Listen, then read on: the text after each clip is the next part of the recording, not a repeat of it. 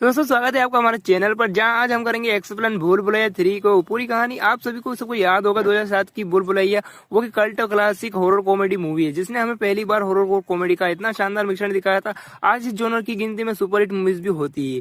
अब किसी cult classic का तीसरा पार्ट भी आ चुका है, तो बिना देरी के चलिए शुरू करते हैं इसकी पूरी मूवी की एक्सप्लेन। तो वीडियो को लाइक नहीं किया दोस्तों, वीडियो को लाइक जरूर कर लेना एंड चैनल को सब्सक्राइब नहीं किया दोस्तों, चैनल को सब्सक्राइब जरूर कर लेना, क्योंकि दोस्तों एक वीडियो बनाने में बहुत ही मेहनत लगता है। तो दोस्तों कहानी की शुरुआत में हमें दिखाई देता है कि हमारा फेवरेट रू बाबा, असली नाम रोहान होता है, अभी भी अपने पुराने धंधे में लगा हुआ है। भूत प्रेतों का नाटक कर लोगों को ठगना उसका पेशा बन चुका था। रोहान का अपने काम में महारत हासिल हो चुकी थी। उसका मानना है कि भूत प्रेत होते ही नहीं है और इस पर विश्वास करके वो हर इंसान को उल्लू बना देता है। पहले सीन में ही रोहान एक फैमिली को ये विश्वास दिलाता है कि उनके एनिवर्सरी नेकलेस पर श्राप है। वो नेकलेस शुद्ध करने के बहाने मांग लेता है, जबकि असल में वो नेकलेस उसके पास ही रह जाता है। अब आप तो जानते ही हमारे देश में भूत प्रेत की बातों पर विश्वास कितनी जल्दी कर लिया जाता है। अब कहानी में आता है एक नया ट्विस्ट। एक दिन रोहान को बुलावा आता है एक बहुत बड़े राजघराने के परिवार से, जहाँ मीरा और उसका मामा चाहते हैं कि रोहान उनकी मदद करे। मीरा अपने राजमहल को 1 करोड़ में बेचना चाहती है, लेकिन उसके ऊपर मंजुला का श्राप है। रोहान को ये ऑफर पसंद आता है क्योंकि उसके लिए 1 करोड़ कमाने का मुद्दों पर उसका विश्वास नहीं है और वो इसे केवल एक नाटक समझता है। रोहान को लेकर मीरा और मामा जी उसे रक्तघाट नामक के एक गांव में ले जाते हैं। यह गांव एक खंडर के जैसा है और वहाँ का पुराना महल श्रापित माना जाता है। वहाँ का शाही परिवार महल में नहीं है बल्कि तबेले में रह रहा है, क्योंकि मान्यता है कि महल में मंजुला की महात्मा वास करती है। गाँव के लोग रोहान को देखकर अजीब तरह से देखते हैं और यह बताते हैं कि वो हुबहू उनके पूर्वज राजकुमार देवेंद्र जैसे दिखता है। कहानी में एक और रहस्य जुड़ जाता है जब तंत्रिका कहता है कि राजमहल का श्राप तभी हटेगा जब असली राजकुमार का पूर्ण जन्म महल में आएगा। शुरुआत में मजाक में साथ देने के बाद रोहान धीरे धीरे खुद को राजकुमार मानने लगता है। वो गांव के लोगों के सामने घोषणा करता है कि वो मंजुला की आत्मा को भगाकर गांव को राजमहल का श्राप से मुक्ति दिलाएगा। उसके इस ऐलान पर राजा जी उससे पूरे महल में राजकुमार के जैसे बर्ताव करने की अनुमति दे देते हैं।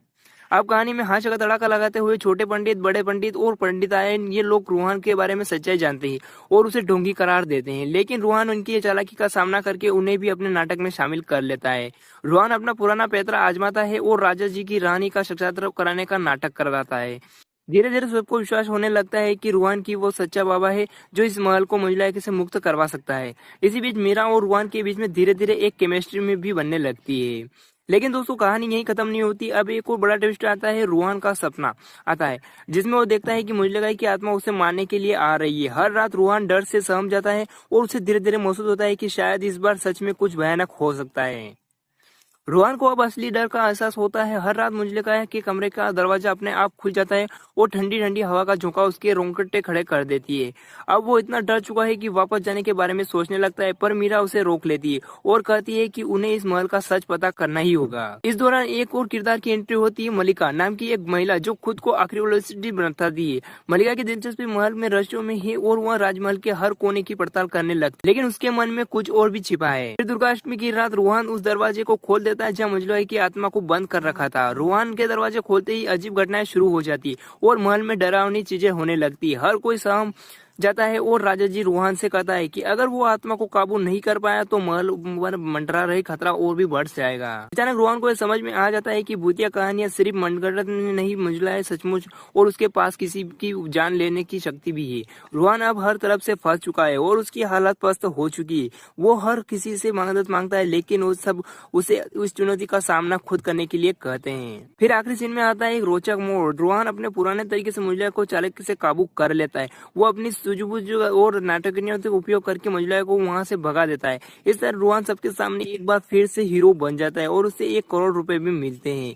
तो इस तरह से रू बाबा ने एक बार फिर सबको मात दी थी ये। और कहानी के अंत में हमें दिखाया जाता है कि रू बाबा और मीरा का प्यार परवान चढ़ता है और राजमहल के सारे लोग खुश होते हैं। दोस्तों भूल भुलैया 3 ने एक बार फिर साबित किया है कि अच्छे कॉमेडी हॉरर में दम भी होता है। तो फ्रेंड्स आपको ये एक्सप्लेन कैसा लगा दोस्तों? एक्सप्लेन पसंद आया तो दोस्तों कमेंट सेक्शन में जरूर बताना है। दोस्तों वीडियो को लाइक नहीं किया तो वीडियो को लाइक करके चैनल पे न्यू चैनल को सब्सक्राइब जरूर कर लेना। मिलते हैं